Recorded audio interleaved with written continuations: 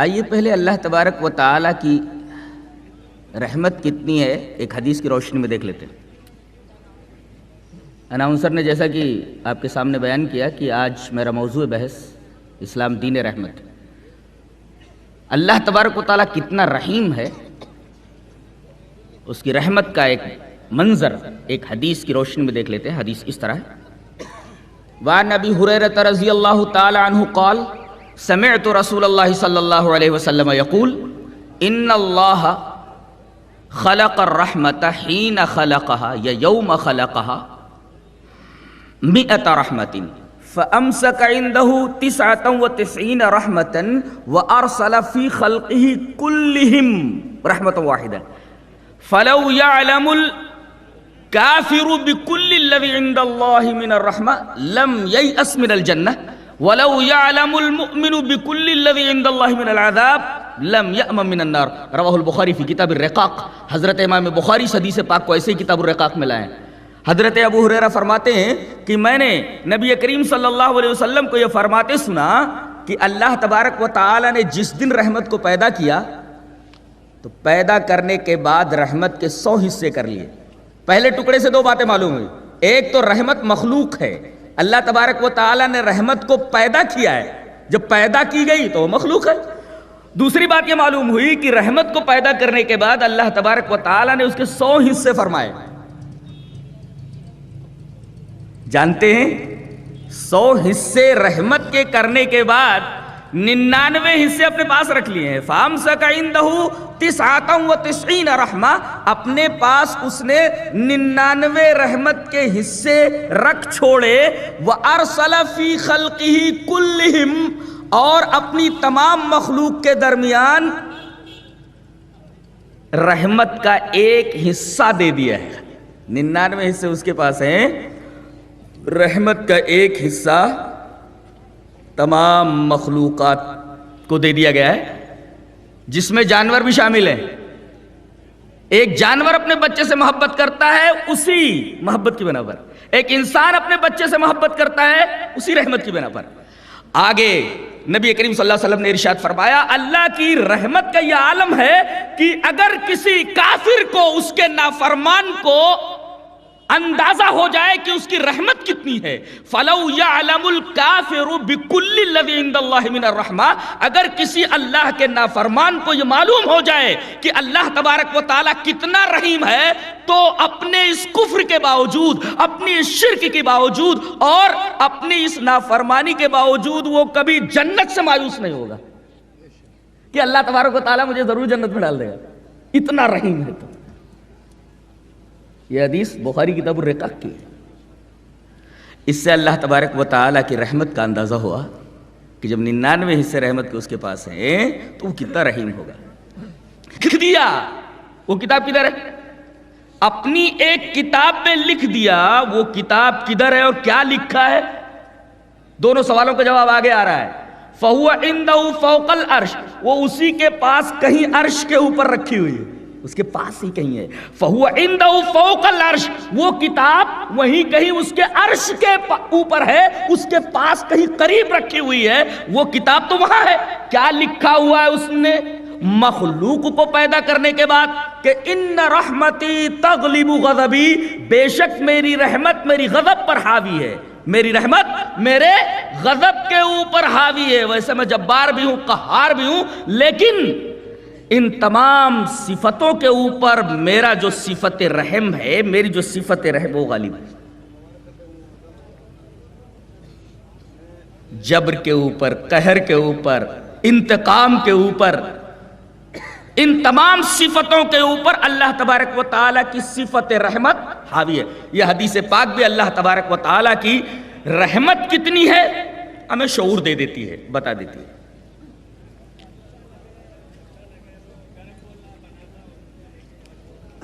اگر آپ قرآن حکیم کو مطالعہ کریں گے تو آپ کو پتہ چلے گا کہ پورے قرآن حکیم میں رحمان تقریباً 57 بار یا 58 بار آیا، اور اللہ تبارک و تعالیٰ کی ایک صفت رحیم، رحمان کتنی بار آیا؟ کتنے مقامات پر؟ تقریباً 57 یا 58 بار، اتنے مقامات پر۔ اور صفت رحیم 95 ٹائمز، 95 مرتبہ 95 مقامات پر یہ صفت آئی ہے. 57 یا 58 بار صفت رحمان اور صفت رحیم 95 بار. اور آپ کو یہ سن کر حیرت ہوگی کہ اللہ تبارک و تعالی کی جو صفت الرحمان ہے اس کے ساتھ جڑ کر کے مربوط ہو کر کے صرف ایک ہی صفت قرآن میں آئی، وہ رحیم ہے. الرحمان کے ساتھ کوئی اور صفت نہیں آئی ہے. الرحمان کے ساتھ صرف ایک ہی صفت مربوط ہو کر کے آئی ہے، ایک ہی صفت کمبائن ہوئی ہے، وہ صفت رحیم ہے جو 95 بار آئی ہے. اسی وجہ سے آپ دیکھیں کہ بسم اللہ الرحمن الرحیم، الحمدللہ رب العالمین الرحمن الرحیم. رحمان کے ساتھ پورے قرآن حکیم میں صرف صفت رحیم ہی مربوط ہے.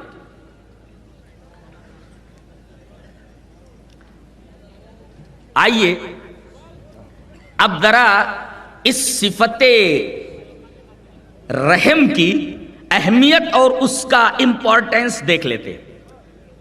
کہاں سے شروع کریں؟ کتے سے شروع کریں کہ بلی سے شروع کریں کہ بکری سے شروع کریں؟ کتے سے شروع کرتے. حدیث اس طرح وعن ابی ہریرہ رضی اللہ تعالی عنہ قال قال رسول اللہ صلی اللہ علیہ وسلم بینما رجل یمشی وهو بطریق اذ اشتد علیہ العطش فوجد بیرا فنزل فيها فشرب ثم خرج فاذا كلب يلهث يأكل الثرى من العطش فقال لقد بلغني هذا الكلب من العطش مثل الذي بلغني فنزل البئر فملأ خفه ماء ثم امسكه بفيه حتى رقي به فسقى الكلب فشكر الله له فغفر له. قالوا يا رسول الله وإن لنا في البهائم لأجرا. قال رسول الله صلى الله عليه وسلم في كل ذات كبد رطبة أجر. رواه احمد في مسنده. حضرت امام احمد بن حنبل اس حدیث پاک کو ایسے ہی مسند احمد بلائے. حضرت ابو ہریرہ فرماتے ہیں کہ رسول اللہ صلی اللہ علیہ وسلم نے ارشاد فرمایا کہ ایک آدمی ایک راستے سے جا رہا تھا. بینما رجل یمشی بطریق، ایک راستے سے جا رہا تھا ایک جنگل میں سے. اسے پیاس لگی، بہت زبردست پیاس لگی، اشتد علیہ العطش، پیاس بہت زور کی لگی. اب کنواں تلاش کرنے لگا. وہ تلاش کرنے کے بعد اسے ایک کنواں ملا. اب اس کے پاس پانی کھینچنے کے لیے نہ تو رسی تھی اور نہ ڈول تھا. یہ مثال دیا کرتا ہے نا بدعتی، کہتا ہے اللہ تک پہنچنے کے لیے وسیلے کی ضرورت ہے، کسی بابا کی یا کسی مرشد کی یا کسی گجیڑی کی. یہ وسیلہ ضروری ہے. جیسے بغیر رسی کے اور بغیر ڈول کے کوئی آدمی کنویں سے پانی نہیں نکال سکتا. ارے عقل کے اندھے، کنویں سے پانی نکالنے کے لیے رسی اور ڈول کی ضرورت وہی وجہ ہے کہ پانی ہم سے دور ہے، لیکن اللہ تبارک و تعالیٰ تو ہم سے قریب ہے، اس کے لیے وسیلے کی کیا ضرورت ہے؟ اگر تیرے پاس عقل ہو تو یہ بات سمجھ میں آئے نا. تو نے تو عقل تاک کے اوپر رکھ رکھی ہے. بہرحال یہ آدمی جنگل میں ایک راستے سے جا رہا تھا، پیاس بہت لگی. اب اس کے پاس کنواں ملنے کے بعد پانی نکالنے کے لیے نہ ڈول تھی نہ ڈول تھا نہ رسی. ظاہر ہے کہ اب پانی پینے کے لیے ایک ہی کام کرنا ہے، اسے نیچے اترنا ہے. فوجد بیرا فنزل فیہا، اتر کر کے نیچے گیا. فشرب، پانی پی لیا. ثم خرج، پھر باہر آیا تو کیا دیکھا؟ ایک کتا پیاسا آ کر کے کنویں کے ارد گرد جو گیلی مٹی ہے اس کو چاٹ رہا ہے. اس آدمی نے وہ منظر دیکھا اور اندازہ کیا کہ لگتا ہے کہ اللہ کی اس مخلوق کو پیاس سے ویسی ہی تکلیف پہنچ رہی ہے جیسے اس سے پہلے ابھی مجھے تکلیف پہنچ رہی تھی. لیکن اب کتے کو پانی پلائے تو کیسے پلائے؟ پانی پینے کے لیے تو اس بندے خدا کو خود کنویں کے اندر اترنا پڑا تھا. اس کی سمجھ میں ایک بات آئی. اس نے اپنا چرمی موزہ نکالا، چرمی موزہ چمڑے کا موزہ نکالا، کنویں میں اترا اور اس نے اس موزے کے اندر پانی بھرا. پانی بھرنے کے بعد اب سوال پیدا ہوا کہ نکلے تو کیسے نکلے؟ اس لیے کہ کنویں سے نکلنے کے لیے دونوں ہاتھوں کا سپورٹ ضروری تھا. نبی کریم صلی اللہ علیہ وسلم نے فرمایا ثم امسکہ بفیہ، اس نے اس موزے کو جس میں پانی بھرا ہوا تھا اپنے منہ سے پکڑ لیا اور دونوں ہاتھوں کا سپورٹ لے کر کے وہ اوپر آ گیا اور اس نے کتے کو پانی پلا دیا۔ اللہ کے رسول صلی اللہ علیہ وسلم نے فرمایا کہ یہ آدمی بہت گنہگار تھا، لیکن اس کتے کے اوپر رحم کرنے کی وجہ سے اللہ تبارک و تعالی نے اس کی زندگی کے تمام گناہ بخش دیے۔ صحابہ کرام نے جب یہ بات سنی، یہ واقعہ سنا، تو کہا کہ اللہ کے رسول جانوروں کے ساتھ بھی رحم کرنے پر اجر ملتا ہے؟ تو نبی کریم صلی اللہ علیہ وسلم نے فرمایا ارے بھائی، ہر جیدار، ہر جاندار آدمی کے ساتھ، جانور کے ساتھ رحم کرنے پر اللہ تبارک و تعالیٰ نے اجر رکھا ہے۔ یہ حدیث بتا رہی ہے کہ ایک نجس جانور کے ساتھ حسن سلوک کرنے سے، ایک نجس جانور کتے کے اوپر رحم کرنے کی وجہ سے اللہ تبارک و تعالیٰ نے ایک آدمی کے پورے زندگی کے گناہ بخش دیے۔ اس سے رحم کا اندازہ ہوا کہ اللہ تبارک و تعالیٰ رحم کو کس قدر پسند کرتا ہے۔ کتے پر رحم کرنے کی وجہ سے ایک گنہگار آدمی کی زندگی کے پورے گناہ بخش دیے۔ یہ رحم کا امپورٹنس بتایا گیا اس حدیث پاک میں۔ کتے کے بعد اب لے لیتے بلی۔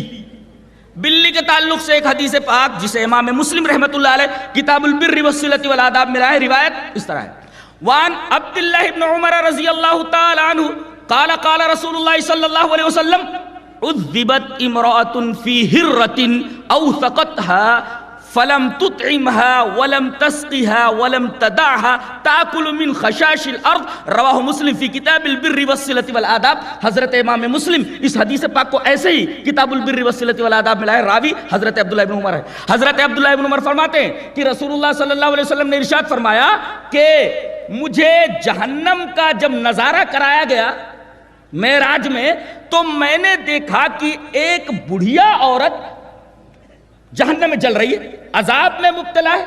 تو میں نے جبرائیل سے پوچھا، جبرائیل یہ کون سے بڑھیا کی مثال ہے، یہ کون سی بڑھیا ہے جو عذاب دی جا رہی ہے، اور اس کی خطا کیا ہے، کس گناہ کے عوض میں اس کو جہنم کے اندر یہ سزا مل رہی ہے؟ جبرائیل نے بتایا فی ہرۃ، ایک بلی کی وجہ سے ہے یہ معاملہ۔ کہا کہ بلی کی وجہ سے ہوا کیا تھا؟ کہ ہوا یہ ہوگا کہ اس نے کہیں دودھ یا کوئی کھانے کی چیز کہیں رکھ دی ہوگی، بلی نے اسے پی لیا ہوگا یا خراب کر دیا ہوگا۔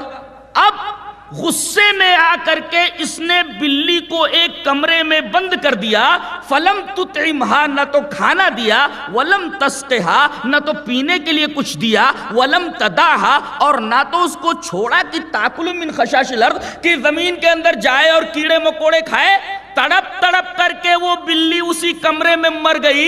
اس عورت کی بے رحمی کی وجہ سے اللہ تبارک و تعالیٰ نے اس کو جہنم کے اندر ڈالا ہوا ہے۔ تو بلی کے ساتھ بدسلوکی کرنے کی بنا پر، اس کے ساتھ بے رحمی سے پیش آنے کی بنا پر ایک عورت کو اللہ تبارک و تعالیٰ نے جہنم کے اندر ڈال دیا، جس سے اندازہ ہوا کہ رحم کی اللہ کے ہاں کتنی اہمیت ہے اور بے رحمی کو وہ کس قدر مبغوض فرماتا ہے، کس قدر ناپسند فرماتا ہے، جس کی وجہ سے ایک عورت جہنم میں چلی گئی۔ بلی سے چھوٹی کون سی چیز ہے؟ چڑیا، چڑیا، چڑیا۔ حدیث پاک دیکھیں، وعن عبد الرحمن بن عبد الله عن ابيه قال، سند ہے، نزل رسول الله صلی اللہ علیہ وسلم منزلا فانطلق انسان الى غيضة فاخرج منها بيض حمرة فجاءت الحمرة ترف على راس رسول الله صلی اللہ علیہ وسلم ورؤوس اصحابه فقال رسول الله صلی اللہ علیہ وسلم ايكم فجاء هذه فقال رجل من القوم انا اصبت لها بيضا قال اردد، یا قال رسول اللہ صلی اللہ علیہ وسلم اردد، رواہ احمد فی مسندی۔ حضرت امام احمد ابن حنبل رحمۃ اللہ علیہ اپنی حدیث کی کتاب مسند احمد میں اس حدیث کو ایسے ہی لائے ہیں۔ حضرت عبد الرحمن ابن عبداللہ روایت کرتے ہیں اپنے باپ سے، وہ کہتے ہیں کہ رسول اللہ صلی اللہ علیہ وسلم ایک دفعہ سفر میں جا رہے تھے تو ایک جگہ آپ نے پڑاؤ ڈالا، نزل رسول اللہ صلی اللہ علیہ وسلم منزلا، ایک پڑاؤ پر آپ رکے، پڑاؤ کہ آپ نے ایک جگہ، ایک آدمی گیا ایک جھاڑی کے پاس، جھاڑی میں بش جھاڑی کے پاس گیا، اور وہاں اس نے دیکھا کہ ایک لال چڑی نے انڈے دے رکھے، حمارہ نے، چھوٹی چڑیا ہے، اس نے انڈے دے رکھے، انڈے بڑے خوبصورت تھے، اس نے وہ انڈے وہاں گھونسلے سے نکال لیے۔ اب جب چڑیا آئی اس نے دیکھا کہ انڈے نہیں ہیں۔ اللہ تعالیٰ نے اتنا تو شعور دے ہی رکھا ہے پرندوں کو بھی کہ یہ حرکت کس نے کی ہے، آس پاس کے کسی انسانی نے کی ہے جو یہاں ٹھہرے ہوئے۔ آئی اور وہ نبی کریم صلی اللہ علیہ وسلم کے سر مبارک کے اوپر کبھی پھڑ پھڑاتی، فجاءت الحمرۃ الطرف علی راس رسول اللہ صلی اللہ علیہ وسلم ورؤوس اصحابہ، کبھی تو وہ رسول اللہ صلی اللہ علیہ وسلم کے سر مبارک کے اوپر پھڑ پھڑاتی اور کبھی صحابہ کرام کے سروں پر آ جاتی۔ رحمت للعالمین نے چھوٹے سے پرندے کی بے قراری اور بے تابی دیکھی، دل پریشان ہو گیا۔ اللہ اکبر، ایک پرندے کی بے تابی اور پریشانی دیکھ کر جس رسول کا دل پریشان ہو جائے، اندازہ لگایا جا سکتا ہے کہ وہ رسول کتنا رحیم ہوگا۔ اللہ اکبر، آپ فرما رہے ایکم فجا ہذہ، ارے مجھے یہ بتاؤ کہ اس اللہ کی چھوٹی سی مخلوق کو کس نے درد مند بنایا ہے، کس نے اس کو درد پہنچایا ہے؟ چڑیا کے درد کو نبی نے اپنے دل میں محسوس کیا۔ اللہ اکبر، صحیح فرمایا جناب اللہ تبارک و تعالی نے، وما ارسلناک الا رحمتا للعالمین، ہم نے تمام جہانوں کے لیے آپ کو رحمت بنا کر کے بھیجا ہے۔ اس حدیث کے آئینے میں اگر عالمین کا مفہوم متعین کرنا چاہیں تو مفہوم آسانی سے متعین ہو سکتا ہے کہ صرف انسانوں کے لیے رحیم نہیں ہے بلکہ آپ چھوٹے سے پرندے کے لیے بھی آپ رحیم ہے۔ اس کا درد دیکھ کر کے آپ اس کا درد اپنے سینے میں محسوس کر رہے ہیں۔ آپ نے فرمایا ایکم فجا ہذہ، اللہ کی چھوٹی سی مخلوق کے اس پرندے کو کس نے تکلیف پہنچایا؟ ایکم فجا ہذہ، اس کو بہت تکلیف ہو رہی ہے، درد ہو رہا ہے اس کو، اس کے دل میں۔ ایک آدمی کھڑا ہوا، کہا اللہ کے رسول ادھر میں جھاڑی کے پاس گیا تھا نا، تو وہاں اس نے گھونسلہ بنا رکھا تھا چڑی نے، اور میں نے دیکھا کہ اس کے انڈے بہت خوبصورت ہے، سو میں نے نکال لیا تھا۔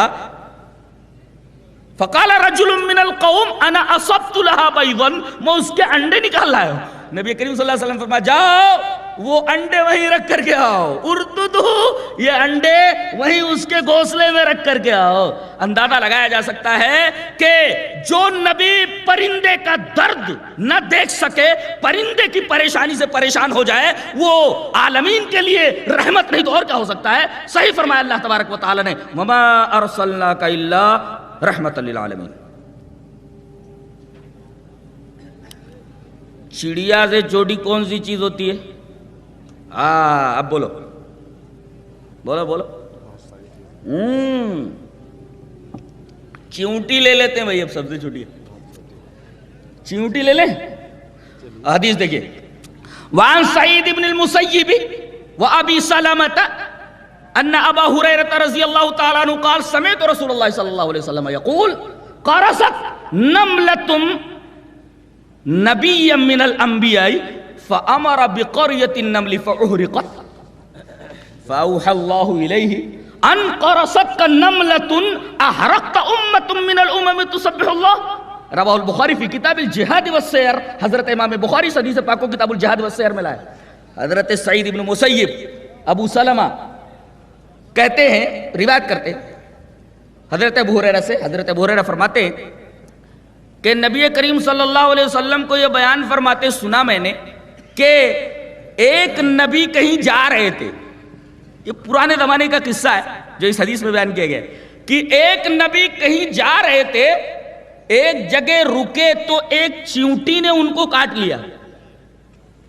قرصت نملۃ نبی من الانبیاء، اللہ کے نبیوں میں سے ایک نبی کو ایک چیونٹی نے کاٹ لیا۔ اب انہوں نے دیکھا رہے یہ کیا ہو گیا، دیکھا تو ادھر پوری ایک اینٹ ہل تھی، قریۃ النمل، چیونٹیوں کی ایک پوری بستی تھی،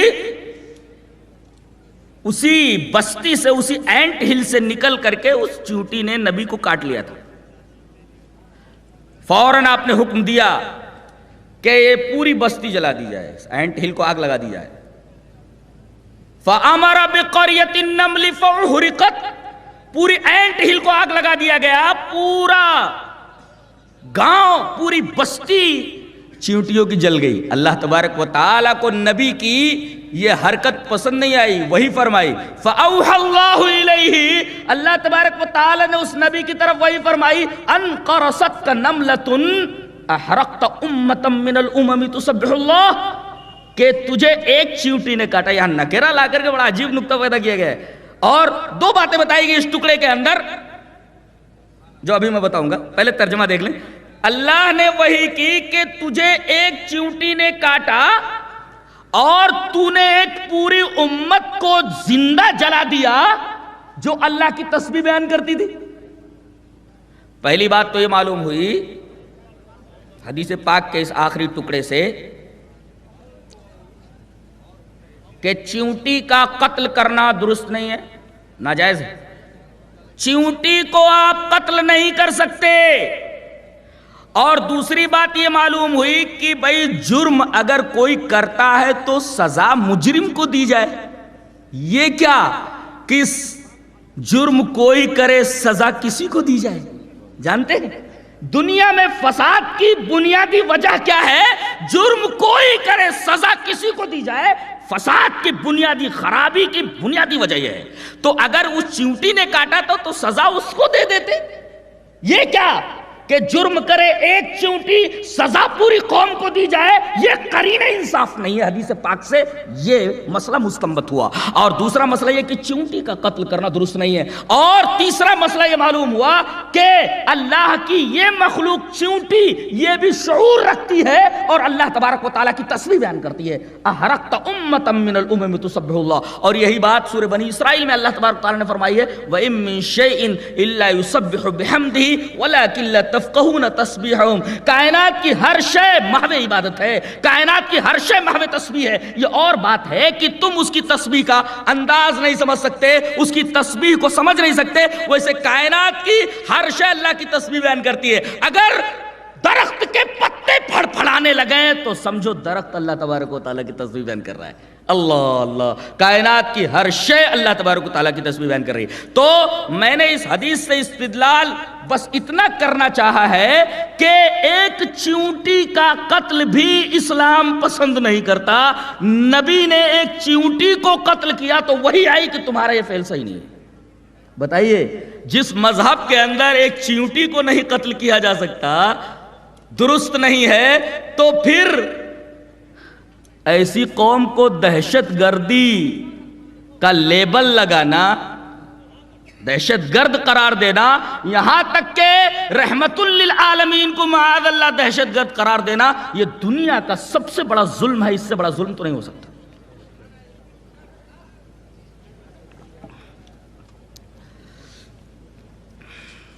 جی چاہتا ہے دو حدیثیں اور بیان کروں، اس کے بعد ایک حدیث کی طرف آتا ہوں۔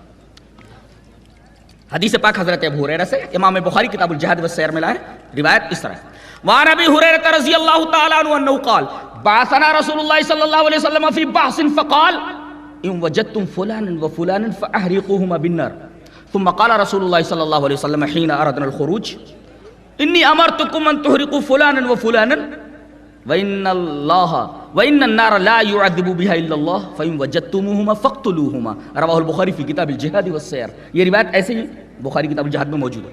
حضرت ابو ہریرہ فرماتے ہیں کہ رسول اللہ صلی اللہ علیہ وسلم نے ہم کو ایک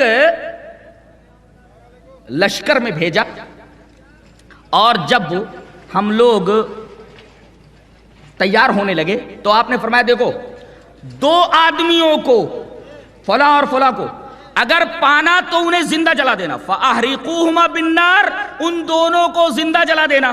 یہ تو آپ نے حکم دے دیا، لیکن جب لشکر تیار ہو کر کے جانے لگا، حضرت ابو ہریرہ فرماتے کہ حین اردنا الخروج، جب ہم نے نکلنے کا ارادہ کیا تو نبی کریم صلی اللہ علیہ وسلم تشریف لائے اور کہا کہ دیکھو انی امرتکم ان تحرقوا فلانا وفلانا، میں نے تمہیں حکم دیا تھا کہ فلاں اور فلاں کو زندہ جلا دینا۔ ایک بات یاد رکھو وَإِنَّ النَّارَ لَا يُعَذِّبُ بِهَا إِلَّا اللَّهُ، آگ کا عذاب اللہ کے علاوہ کوئی نہیں دے سکتا، لہذا میں نے جو بات کہی تھی وہ غلط کہی تھی، لہذا وہ جب مل جائے تو ان کو صرف قتل کر دینا، زندہ نہیں جلانا، اس لیے کہ آگ کا عذاب صرف اللہ دے سکتا ہے۔ گویا کسی انسان کو یہ حق حاصل نہیں کہ وہ کسی انسان کو زندہ جلا دے. ہمارے نبی نے منع فرمایا ہے، مجرم کا جرم کتنا ہی شدید کیوں نہ ہو اسے آگ کا عذاب نہیں دیا جا سکتا، اسے زندہ نہیں جلایا جا سکتا. یہاں تو معصوموں کو بلا خطا بلا جرم کے زندہ جلا دیا جاتا ہے. بتائیے اسلام سراپا رحمت ہے کہ نہیں؟ اسلام دین رحمت ہے کہ نہیں؟ کہ نبی نے حکم دیا کہ جرم اگرچہ ان دونوں کا بہت بڑا ہے لیکن آگ کا عذاب دینا یہ صرف اللہ تبارک و تعالیٰ کا حق ہے. لہذا میں نے پہلے جو بات کہی تھی وہ بات صحیح نہیں ہے، میں رجوع کرتا ہوں. اب اگر وہ ملیں تو صرف ان کو قتل کر دینا. یہاں ایک نقطہ ملا کہ نبی کی دو حیثیتیں ہوتی ہیں، ایک بشر کی حیثیت ہوتی ہے اور ایک نبی کی، رسول کی. اگر بشریت کے پلیٹ فارم سے کوئی بات کہتا ہے تو آپ تسلیم کریں یا نہ کریں، لیکن اگر وہ رسالت کے پلیٹ فارم سے بولتا ہے تو اس کی ایک ایک ادا واجب الاطاعت ہے. کسی ایک ادا کے بارے میں آپ یہ نہیں کہہ سکتے میں نہیں کروں گا اگر آپ رسالت کے پلیٹ فارم سے بول رہے ہیں. یہ تقسیم کیوں؟ دلیل اس طرح ہے. وان انس رضی اللہ تعالی عنہ ان النبي صلی اللہ علیہ وسلم مر بقوم يلقحون فقال لو لم تفعلوا لصلح قال فخرج شيسا فمر بهم فقال ما لنخلكم قالوا قلت كذا وكذا قال انتم اعلم بامور دنياكم رواہ مسلم فی کتاب الفضائل. حضرت امام مسلم اس حدیث پاک کو کتاب الفضائل میں لایا، راوی حضرت انس ہے. حضرت انس رضی اللہ تعالیٰ عنہ فرماتے ہیں کہ نبی کریم صلی اللہ علیہ وسلم کا گزر کچھ لوگوں کے پاس سے ہوا جو لوگ نر کھجور اور مادہ کھجور کو ملا کر کے پلانٹ کر رہے تھے. وہ کھجور کی کاشت کرنے کا ایک طریقہ تھا کہ کچھ نر کھجوروں کو اور مادہ کھجوروں کو ملا کر کے زمین میں اس کو پلانٹ کرتے. نبی یار کا کیا کر رہے ہو؟ کہا کہ اللہ کے رسول نر کھجور اور مادہ کھجور دونوں کو ملا کر کے ہم لوگ پلانٹ کرتے. کہتے یہ کیا مادہ کھجور اور نر کھجور ایسے ہی لگا لو. صحابہ کرام نے آپ کی بات مان کر کے جس طریقے سے وہ کرتے تھے اس سے ہٹ کر کے انہوں نے الگ الگ کاشت کر لی، پوری فصل تباہ ہو گئی. قال فخرج شیسا، شیس مانے ردی کھجور، پوری کی پوری کھجور کی فصل تباہ ہو گئی، ردی ہو گئی. اب نبی کریم صلی اللہ علیہ وسلم ایک دفعہ ان کے پاس سے گزرے، بولے ارے بھائی وہ مالی نخلکم، وہ تمہارے کھجوروں کا کیا ہوا؟ کھجوروں کا کیا ہوا؟ وہ مادہ اور نر ملا کر کے تم لوگ پلانٹ کرتے تھے، کیا ہوا؟ کہا کہ اللہ کے رسول پوری فصل کی ایسی تیسی ہو گئی ہے. قلت کذا وکذا، آپ نے ایسا کہا تھا، ہم لوگوں نے ویسا کر لیا، پوری فصل کی ایسی تیسی ہو گئی ہے، پوری فصل تباہ ہو گئی ہے. آپ نے فرمایا انتم اعلم بامور دنیاکم، تم لوگ اپنی دنیا کا معاملہ مجھ سے زیادہ جانتے ہو. حدیث پاک کا یہ ٹکڑا بتا رہا ہے کہ اگر دنیاوی پلیٹ فارم سے نبی بولتا ہے تو ماننا اور نہ ماننا یہ انسان کے اختیار میں ہے، مانے یا نہ مانے. میں چاہتا ہوں اس بات کو ایک اور حدیث سے مدلل کر دوں. حدیث اس طرح ہے. وعن ابن عباس رضی اللہ تعالی عنہما ان زوج بریرۃ کان عبدا یقال له مغیث کانی انظر الیہ یطوف خلفها یبکی ودموعه تصل علی لحیته فقال النبی صلی اللہ علیہ وسلم لعباس یا عباس الا تعجب من حب مغیث بریرۃ ومن بغض بریرۃ مغیثا فقال النبي صلى الله عليه وسلم لو راجعته قالت يا رسول الله تأمرني قال انما انا اشفى قالت لا حاجة لي فيه رواه البخاری في کتاب الطلاق. حضرت امام بخاری اس حدیث پاک کو ایسے کتاب الطلاق میں لائے. حضرت ابن عباس فرماتے ہیں کہ ایک صحابی تھے، غلام تھے، وہ مغیث نام تھا ان کا. مغیث وہ کالے کلوٹے تھے، کالے رنگ کے تھے. ان کی شادی غلامی کے دور میں ایک خوبصورت عورت بریرہ سے ہو گئی تھی، غالباً یہ حضرت عائشہ کی لونڈی تھی، ان سے ان کا نکاح ہوا تھا. اب حضرت بریرہ آزاد ہو گئی اور اسلام کا یہ مسئلہ ہے کہ اگر غلام اور بادی دونوں نکاح میں ہیں ان میں سے ایک آزاد ہو جائے تو اب اختیار ہے، شوہر چاہے بیوی کو اپنی نکاح میں رکھے یا نہ رکھے، عورت کو بھی یہی اختیار ہے کہ وہ شوہر کو اپنا شوہر مانے یا نہ مانے. اب بریرہ نے کہا کہ یہ تو غلامی کے دور کی بات تھی، اب اللہ نے مجھے یہ حق دیا ہے، لہذا اب میں مغیث کے حبال عقد سے نکلتی ہوں، ان کے حبال عقد میں نہیں رہتی. اب حضرت مغیث جو ہے بہت دکھی ہوئے، بہت پریشان ہوئے، بہت روتے تھے ان کی یاد میں، اور یہ جس گلی میں جاتی پیچھے پیچھے اس گلی میں یہ بھی چلے جاتے. بہت سارے لونڈے ہوتے نا، کدھر جا رہا تو پیچھے سے چلے جاتے تھے، دیکھتے رہتے. ہاں تو حضرت بھی وہ جدھر جاتی ادھر یہ جاتے اور روتے رہتے. حدیث پاک کا ٹکڑا ہے وہ دموع تسیل والا لحیتی، ان کے آنسو ان کے داڑھیوں کے اوپر گرتے رہتے، داڑھی کے اوپر گرتے رہتے. جو چکنے کر لیتے ان کا آنسو کدھر گرتا؟ ان کے آنسو تو داڑھی کے اوپر گر رہے تھے. یہ تو چکنا کر لیتے، اگر روئے تو کدھر گرے گا آنسو؟ تو مجھے بتاؤ. وہ دموع تسیل والا لحیتی، ان کے آنسو ان کے داڑھی کے اوپر گر رہے تھے. یہ خبر پورے مدینے میں پھیل گئی. حضرت عباس آئے، کہا کہ نبی نے کہا کہ اللہ کے رسول آپ دیکھ رہے ہیں کیا حال بنا رکھا ہے مغیث نے اپنا. نبی کریم صلی اللہ علیہ وسلم نے فرمایا عباس تعجب تو ہوتا ہے کہ مغیث بریرہ سے کس قدر محبت کرتے ہیں اور بریرہ مغیث سے کس قدر نفرت کرتی ہے. تو کہا کہ اللہ کے رسول ذرا بریرہ کو بلا کر آپ سمجھاؤ نا. کہ ٹھیک ہے بلاتا ہوں. حضرت بریرہ آئی، آپ نے فرمایا لو راجاتی، ایسا کیوں نہیں کرتی، رجوع کر لیتے، شوہر مان لو، ان کے حوالے عقد میں رہو. کہنے لگی اے اللہ کے رسول آپ یہ حکم دے رہے ہیں. قالت یا رسول اللہ تامرنی، اے اللہ کے رسول آپ کا یہ حکم ہے، آپ رسالت کے پلیٹ فارم سے بول رہے ہیں. قال انما انا اشفع، نہیں بھائی رسالت کے پلیٹ فارم سے نہیں بول رہا ہوں، دنیا کے پلیٹ فارم سے بول رہا ہوں، محمد ابن عبداللہ کے حیثیت سے بول رہا ہوں، میں تو صرف سفارش کر رہا ہوں مغیث کی. کہا کہ لا حاجت لی فی، مجھے آپ کے اس مشورے کی ضرورت نہیں ہے، مجھے اللہ نے اختیار دیا ہے، چاہے میں آپ کی بات مانوں یا نہ مانوں.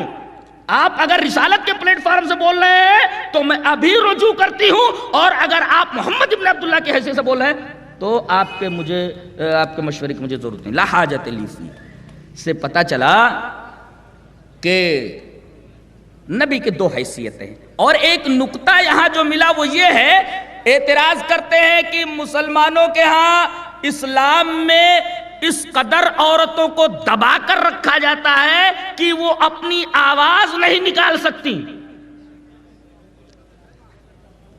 آواز کیسے نہیں نکال سکتے وہ بتاتے نا. کوئی لڑکی سے کسی کی نسبت ہوئی تو بولے وہ بہت کڑک ہے وہ ذرا سنبھالنا اس کو. ہاں بہت کڑک ہے، پہلے ہی دن ذرا اس کو کنٹرول کر لینا، ورنہ اگر سر پہ سوار ہو گئی تو زندگی بھر عذاب بن جائے گی تیرے لیے. اور پھر وہ قرض بھی نبھانا پڑے گا جو واجب بھی نہیں ہے. کسی شاعر نے کہا نہیں، ایک تیری محبت میں ہم آشفت سروں نے. کچھ سمجھ میں آتا ہے آپ لوگوں کی کہ نہیں بھائی؟ کہ آپ لوگوں کے سروں سے بلند بات ہے. میں سمجھتا ہوں کہ آپ لوگ اچھی طرح میری بات سمجھ رہے ہیں. ایک تیری محبت میں ہم آشفت سروں نے وہ قرض نبھائے ہیں جو واجب بھی نہیں تھے. تو کہیں ایسا تو نہیں کہ سر پہ سوار ہو جائے. مشورہ دیا کہ کیا کرنا. کہا کہ ایک بلی پکڑنا اور خوب مارنا اس کے سامنے حجل عروسی میں جہاں دلہن کو بیٹھایا گیا ہے. اس نے پکڑا بلی کو، دے مارنا شروع کیا اس کو، بلی کو. وہ دلہن نہیں آئی ہوئی تو اس نے دیکھا بلی کے اوپر اتنا غصہ اتار رہا ہے، اگر میں نے زبان کو کنٹرول نہیں کیا تو یہ مجھے دھنک کر رکھ دے گا. کنٹرول میں رہنا.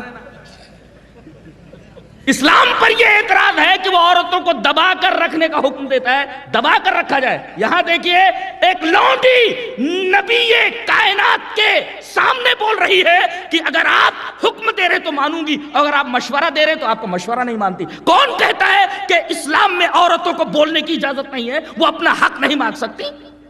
یہ اعتراض بذات خود غلط ہے.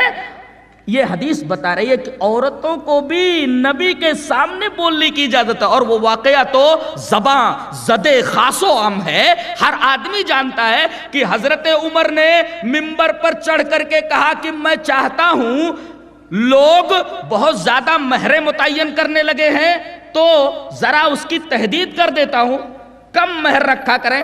ایک بڑھیا عورت کھڑی ہوئی کہے چپ، خبردار.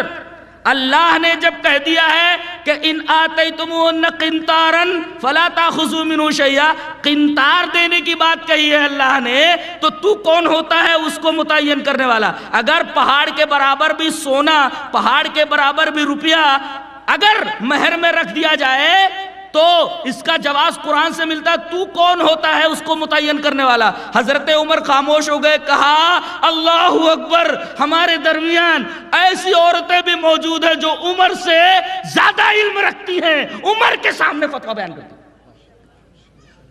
اندازہ لگائیے، یہ عورتوں کا مقام ہے۔ اللہ تبارک و تعالیٰ نے عورتوں کو اسلام میں یہ مقام عطا فرمایا ہے۔ عمر جیسے جلیل القدر صحابی کے سامنے، ترمذی کی روایت ہے کہ جس گلی سے گزر جائے اگر شیطان ادھر سے آ رہا ہو تو راستہ بدل دیتا تھا۔ اللہ، ایک گلی میں جا رہے ہیں، اچانک ادھر سے شیطان گھسا اسی گلی میں، اگر عمر کے علاوہ کوئی ہو تو وہ راستہ نہیں بدلے گا، اسی گلی میں آ جائے گا، اس کو دھکا مار کے نکلے گا۔ اور یہاں حضرت عمر اگر گلی میں داخل ہو جائیں اور ادھر سے شیطان داخل ہو جائے تو فوراً وہ گلی چھوڑ دے گا، وہیں سے الٹے پاؤں بھاگ جائے گا۔ یہ عظمت تھی حضرت عمر رضی اللہ تعالیٰ عنہ کی۔ ایک بڑھیا بول رہی ہے، ایک دفعہ راستے سے جا رہے ہیں، صحابہ کرام ساتھ میں، ایک عورت نے، بڑھیا عورت نے بلایا، اے عمر ادھر آؤ۔ حضرت نے دیکھا، چپ چاپ وہاں پہنچ گئے، اب لگی نصیحت کرنے، اے عمر اللہ سے ڈر۔ عمر اللہ سے ڈر؟ سوال ہی نہیں، عمر اللہ سے نہ ڈرے، کہنے کی ضرورت ہے؟ کہا کہ عمر اللہ سے ڈرو، اللہ نے تم کو ذمہ دار بنایا ہے، ذمہ داری سے اچھی طریقے سے عہدہ برا ہونا ہے۔ بڑی نصیحتیں کرنے لگی اور بڑی دیر تک حضرت ان کے سامنے کھڑے رہے۔ صحابہ کرام بھی وہاں جو کھڑے ہوئے بہت پریشان ہو رہے ہیں کہ کتنی دیر سے اس بڑھیا عورت نے ان کو روک رکھا ہے۔ بڑی دیر کے بعد جب بڑھیا نے ان کو جانے کی اجازت دی، جب صحابہ کرام کے ساتھ مل کر کے آگے چلنے لگے، کہا کہ وہ کون سی بڑھیا تھی جو آپ کو ایسا ایسا کہہ رہی تھی، اور امیر المومنین آپ بھی چپ چاپ اس کی باتیں سن رہے تھے۔ کہنے لگے، ارے جانتے نہیں وہ کون تھی؟ ارے وہ خولہ بنت ثعلبہ تھی۔ اللہ تبارک و تعالیٰ نے ان کی آواز جب 7ویں آسمان پر سن لی تو عمر کی کیا مجال کہ ان کی بات چپ چاپ نہ سنے۔ اللہ اکبر، یہ مقام ہے حضرت خولہ کا۔ کہتے ہیں کہ صحابیہ، کہتے ہیں کہ عورت بول نہیں سکتی، اسے بولنے کی اجازت نہیں۔ در حقیقت یہ وہ لوگ بولتے ہیں جنہوں نے اسلام کی گہری سٹڈی نہیں کی ہے، جنہوں نے اسلام کا گہرا مطالعہ نہیں کیا، جنہیں اسلام کے بارے میں کچھ معلومات نہیں ہے، کچھ بھی نہیں ان کے پاس اسلام کے بارے میں۔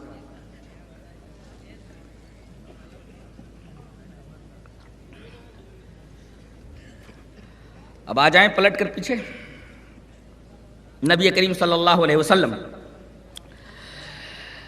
جنگ کے لیے بھیج رہے ہیں، لڑنے کے لیے۔ آج تو عام حالات میں جنگی اصول و ضوابط کو ملحوظ نہیں رکھا جاتا، یہاں لڑنے کے لیے جا رہے ہیں اور جنگی اصول و ضوابط نبی کریم صلی اللہ علیہ وسلم بتا رہے ہیں۔ حدیث اس طرح، وعن خالد بن الفزر حدثني انس بن مالك ان رسول الله صلى الله عليه وسلم قال انطلقوا بسم الله وبالله وعلى ملة رسول الله لا تقتلوا شيخا فانيا ولا طفلا ولا صغيرا ولا امرأة ولا تغلوا وضموا غنائمكم واصلحوا واحسنوا ان الله يحب المحسنين۔ رواہ ابو داؤد فی کتاب الجہاد، حضرت امام ابی داؤد اس حدیث پاک کو کتاب الجہاد والسیر میں لائے۔ حضرت خالد بن فضر روایت کرتے ہیں کہ مجھ سے حدیث بیان کیا انس بن مالک نے، وہ فرماتے ہیں کہ نبی کریم صلی اللہ علیہ وسلم نے ارشاد فرمایا کہ جاؤ اللہ کے نام کے ساتھ، اللہ کی مدد کے ساتھ، انطلقوا بسم اللہ، اللہ کا نام لے کر جاؤ، وہ باللہ، اللہ کی مدد کے ساتھ جاؤ، اللہ کی مدد تمہارے ساتھ ہمیشہ رہے، وعلی ملت رسول اللہ، رسول اللہ صلی اللہ علیہ وسلم کی ملت کے اوپر جاؤ۔ اور دیکھو جنگی اصول و ضوابط کو اپنی نگاہ میں رکھو، لا تقتلوا شیخا فانیا، دیکھو جنگ میں کسی بوڑھے کو قتل مت کرنا، اصول دیکھیے، جنگ میں کسی بوڑھے کو قتل نہ کرنا، کسی عورت کے اوپر ہاتھ مت اٹھانا، لا تقتلوا شیخا فانیا، کسی بوڑھے کو قتل مت کرنا، ولا امراتن، کسی عورت کے اوپر ہاتھ مت اٹھانا، ولا طفلن، کسی چھوٹے بچے کے اوپر ہاتھ مت اٹھانا، کسی بچے کو قتل مت کرنا، شیر خوار بچے کو قتل مت کرنا۔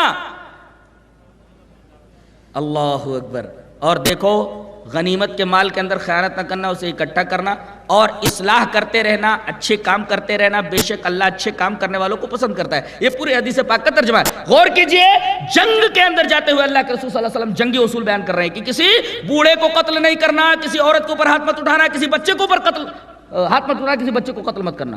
بتائیے یہ اصول و ضوابط نبی بتا رہے ہیں، اس لشکر کے سامنے یہ اصول رکھ رہے ہیں جو لشکر جنگ کے لیے تیار ہو رہا ہے، جنگ کے لیے جا رہا ہے. وما ارسلناک الا رحمۃ للعالمین. ایک حدیث پاک بڑی عجیب و غریب ہے، وہ بکری کے تعلق سے ہے. حدیث پاک اس طرح ہے، دیکھیے.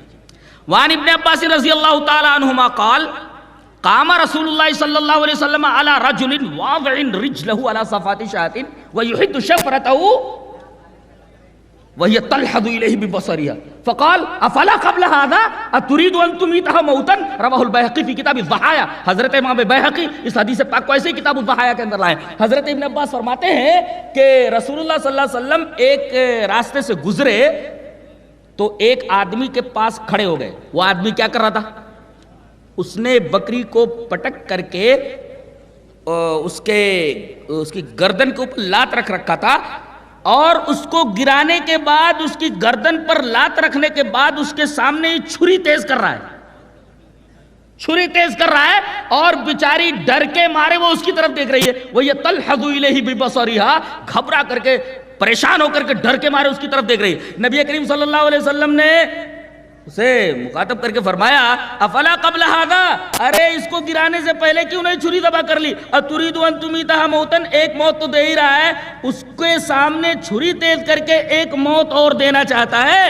بتائیے، بکری کا ذبح کرنا، اس کا گوشت کھانا حلال، لیکن نبی کریم صلی اللہ علیہ وسلم کو وہ طریقہ پسند نہیں آیا کہ بکری کو ذبح کرنے سے پہلے اس کے سامنے چھری تیز کی جائے.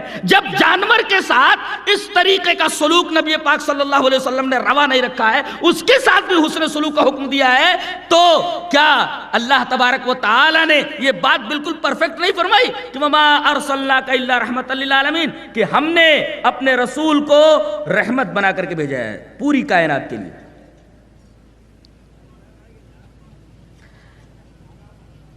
ایک حدیث پاک اور پھر اس کے بعد اسی کے ضمن میں ایک بڑا پیارا استدلال، ایک سوال اور اس کا جواب. پہلے حدیث دیکھیے، یہ حدیث حضرت امام بخاری رحمۃ اللہ علیہ کتاب التوحید کے اندر ہے. روایت اس طرح ہے، وعن جریر بن عبد اللہ رضی اللہ تعالی عنہ قال قال رسول اللہ صلی اللہ علیہ وسلم لا يرحم اللہ من لا يرحم الناس. رواہ البخاری فی کتاب التوحید. حضرت امام بخاری اس پوری حدیث کو، اتنی بڑی حدیث ہے، پوری حدیث ہے، وہ کتاب التوحید کے اندر لائے. غور فرمائیے، پہلے ترجمہ دیکھ لیجئے. حضرت جریر بن عبد اللہ فرماتے ہیں کہ رسول اللہ صلی اللہ علیہ وسلم نے ارشاد فرمایا، جو آدمی کسی پر رحم نہیں کرتا اللہ اس کے اوپر رحم نہیں کرتا. غور سے دیکھیے، جو آدمی کسی کے اوپر رحم نہیں کرتا اللہ اس کے اوپر رحم نہیں کرتا. سوال یہ ہے کہ امام بخاری اس حدیث پاک کو کتاب التوحید میں کیوں لائے؟ روایت تو رحم کے بارے میں ہے. فقیہ العصر، امام الفقہاء والمحدثین حضرت امام بخاری رحمت اللہ علیہ اس رحم کی بات کو، کہ جو کسی پر رحم نہیں کرتا اللہ اس کے اوپر رحم نہیں کرتا، اس رحم کی بات کو کتاب التوحید کے اندر کیوں لائے؟ وجہ اس کی ہے کہ رحمت کا تعلق خاص طور سے دل سے ہے، اور توحید کا تعلق بھی قلب ہی سے ہے. موحد جو ہوتا ہے بہت ہی رحم دل ہوتا ہے.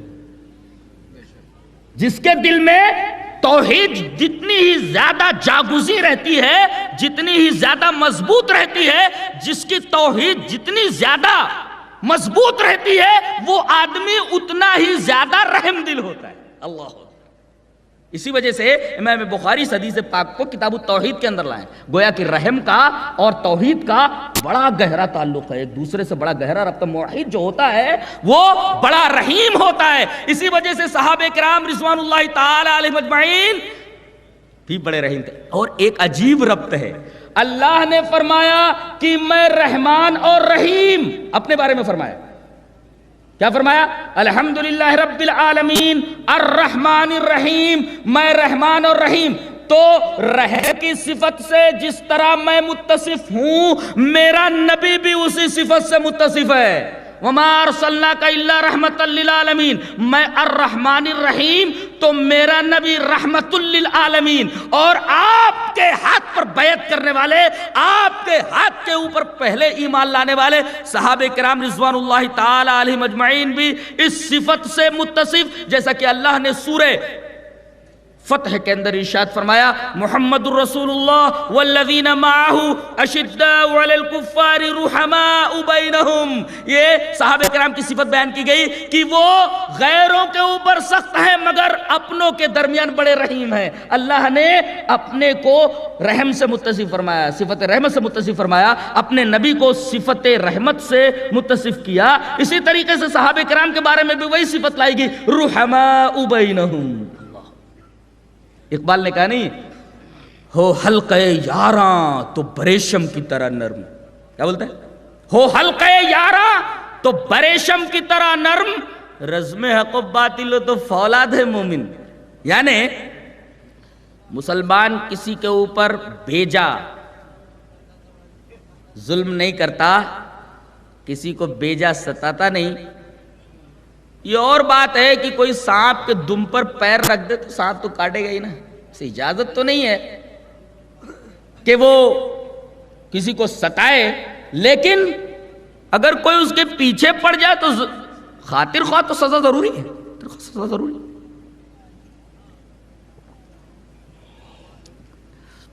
اسی ضمن میں ایک سوال، جو رحم نہیں کرتا اللہ اس کے اوپر رحم نہیں کرتا۔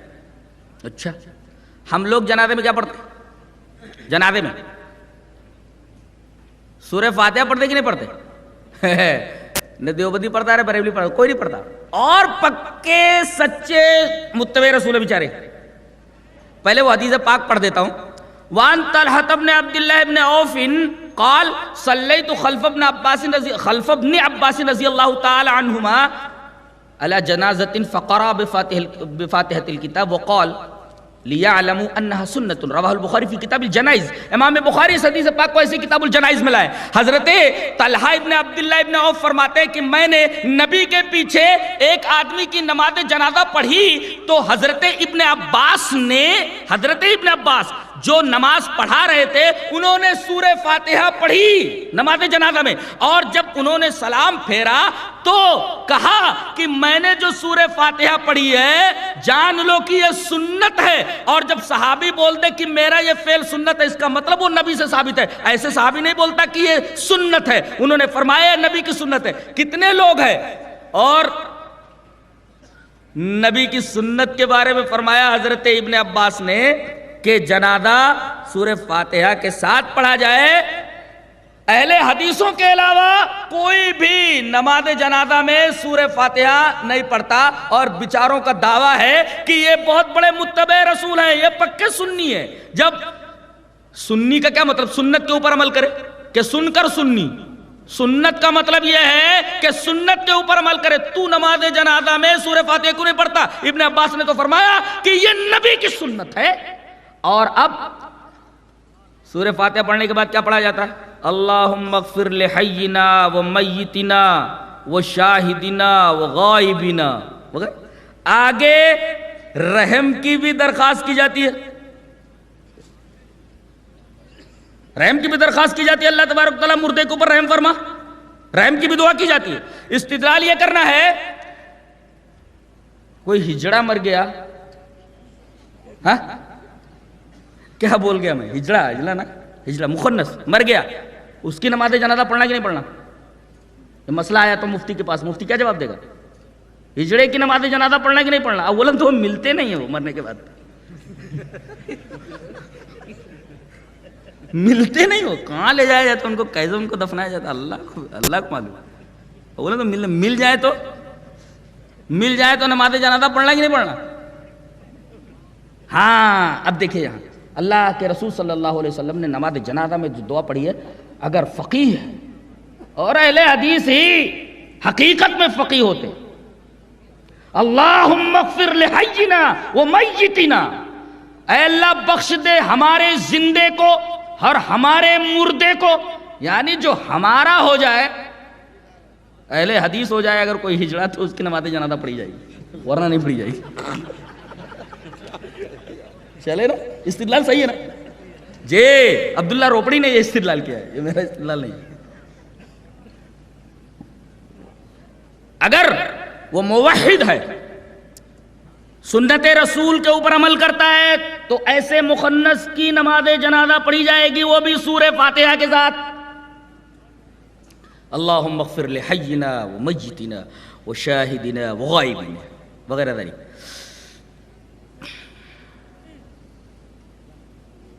جی چاہتا ہے رحم کے تعلق سے ایک اور حدیث پڑھ دوں.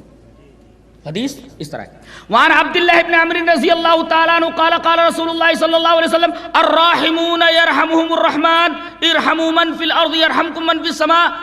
الرحم الشجنة من الرحمن فمن وصلها وصله الله ومن قطعها قطعه الله. رواه الترمذی فی کتاب البر والصلة والآداب. حضرت امام ترمذی اس حدیث پاک کو ایسے ہی کتاب البر والصلة والآداب میں لائے. راوی حضرت عبداللہ ابن عمر رضی اللہ تعالیٰ عنہ, عمر نہیں, عمر کی روایت تو پیش کی میں نے, ابن عمر کی وہ جو بلی والی روایت تھی, یہ روایت حضرت عبداللہ ابن عمر سے. حضرت عبداللہ ابن عمر رضی اللہ تعالیٰ عنہ فرماتے کہ رسول اللہ صلی اللہ علیہ وسلم نے ارشاد فرمایا کہ رحم کرنے والوں کے اوپر ہی اللہ رحم کرتا ہے.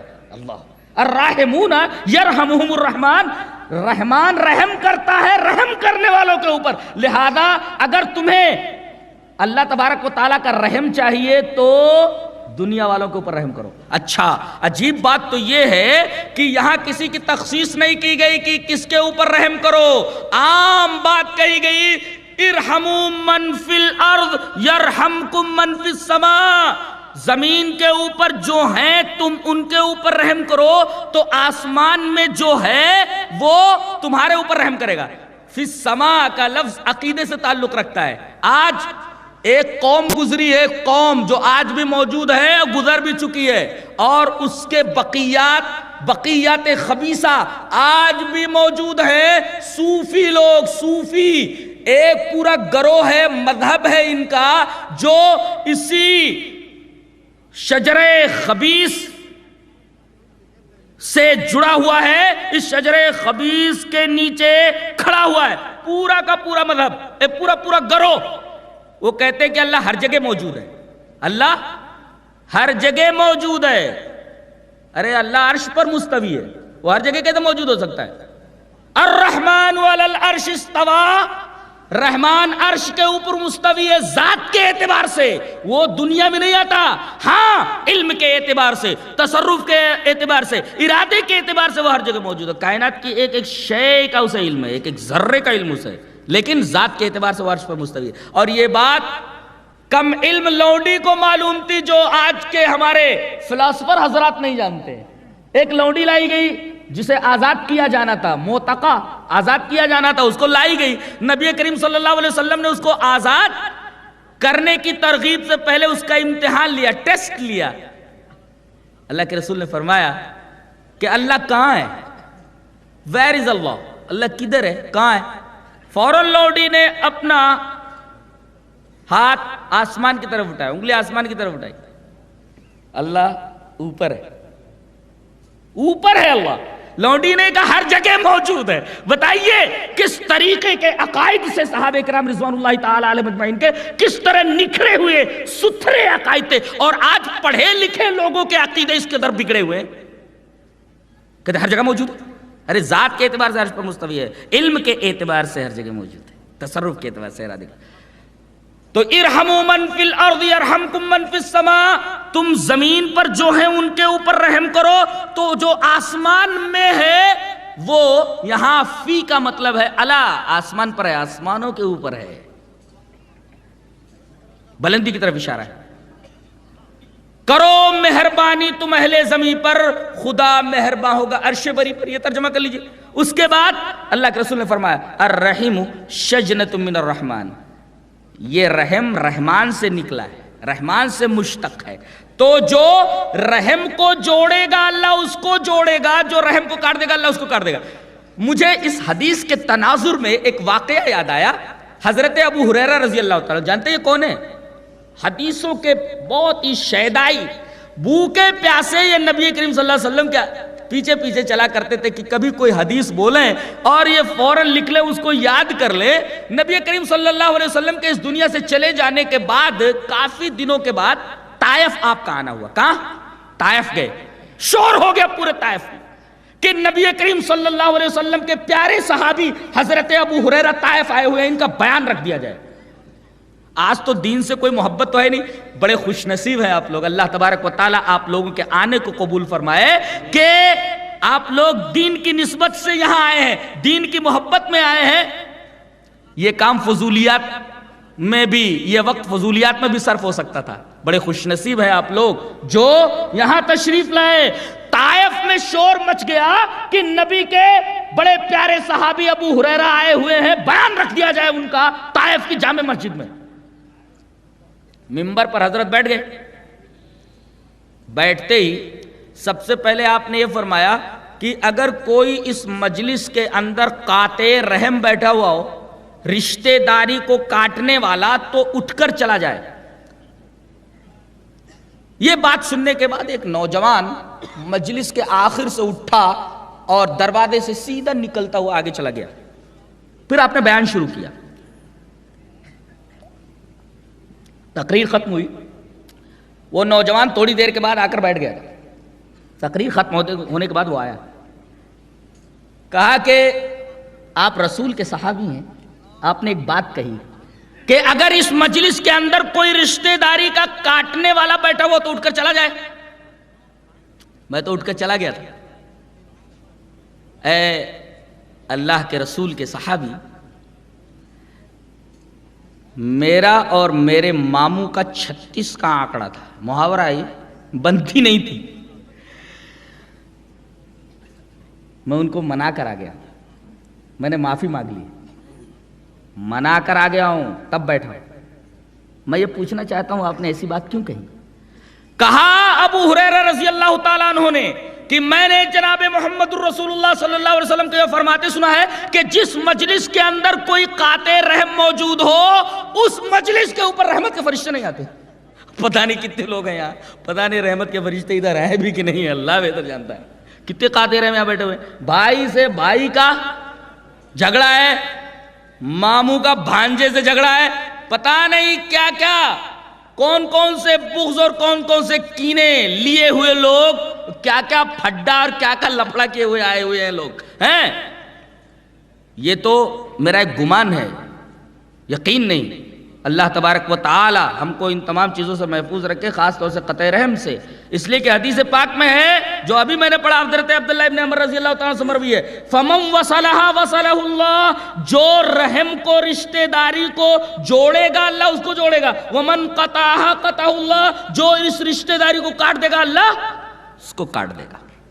جب اسلام رحم کی تعلیمات دیتا ہے تو ذبح اور جانوروں کو کاٹنے کا حکم کیوں دیتا ہے؟ یہ ایک سوال ہے، اس سوال کا جواب ڈھونڈ لیتے ہیں۔ سوال کیا ہے کہ اگر اسلام رحم کی تعلیم دیتا ہے تو پھر جانوروں کو ذبح کیوں کیا جاتا ہے؟ مرغے کو ذبح کیوں کیا جاتا ہے؟ بکروں کو ذبح کیوں کیا جاتا ہے؟ اور دیگر جانوروں کو ذبح کر کے مسلمان کیوں کہا جاتا ہے؟ یہ ذبح کرنا تو رحم کے خلاف ہے۔ اس کا کیا جواب ہے؟ اس کا بڑا پیارا اور بڑا گہرا جواب ایک دینا چاہ رہا ہوں میں کہ اس سوال، یہ جو سوال کیا جاتا ہے یہ غلط فہمی پر مبنی ہے۔ اصل میں اگر وہ قرآن پڑھتے یا غور کرتے اپنی ذات کے اوپر تو ان کو معلوم ہوتا کہ انسان کے علاوہ جتنی بھی چیزیں ہیں اس دنیا میں وہ سب کی سب انسان کی خدمت کے لیے بنی ہوئی ہے۔ اسی وجہ سے اللہ تبارک تعالیٰ نے فرمایا وَسَخَّرَ لَكُم مَّا فِي السَّمَاوَاتِ وَمَا فِي الْأَرْضِ جَمِيعًا مِّنْهُ، اے انسانوں دنیا کی تمام چیزوں کو اللہ نے تمہارے لیے مسخر کر دیا ہے، وہ سب تمہاری خدمت کے لیے۔ بنیادی غلطی یہاں ہو رہی ہے، کیا یہ سمجھ لیا گیا ہے کہ یہ ہمارے خادم نہیں ہے، کچھ اور ہیں۔ اگر غور کیا جاتا اور قرآن حکیم کی یہ آیت نگاہوں کے سامنے ہوتی تو کبھی آدمی یہ سوال نہیں کرتا کہ جانوروں کو اگر ذبح کیا گیا تو یہ بے رحمی ہوئی، اس لیے کہ اللہ نے فرما دیا کہ کائنات کی تمام چیزیں تمہاری خدمت کے لیے بنائی گئی ہے، کائنات کی ہر شے تمہاری خدمت میں لگی ہوئی ہے، اسی لیے میں نے ان تمام چیزوں کو پیدا کیا تاکہ تم فائدہ اٹھاؤ ان تمام چیزوں سے، ان کا رسپیکٹ نہیں کرنا ہے، یہ تمہارے خادم ہیں، نوکر ہیں، تمہارے لیے مسخر کر دیے گئے ہیں، لہذا تم ان سے فائدہ اٹھاؤ۔ ہاں دنیا کی تمام چیزیں تمہارے لیے، تم کس کے لیے؟ اللہ کی عبادت کے لیے، تو فرما دیا گیا وما خلقت الجن والانس الا لیعبدون۔ تو یہ سوال در حقیقت اس غلط فہمی پر مبنی ہے، یہ سمجھ لیا گیا کہ یہ خادم کے علاوہ کچھ اور بھی ہیں۔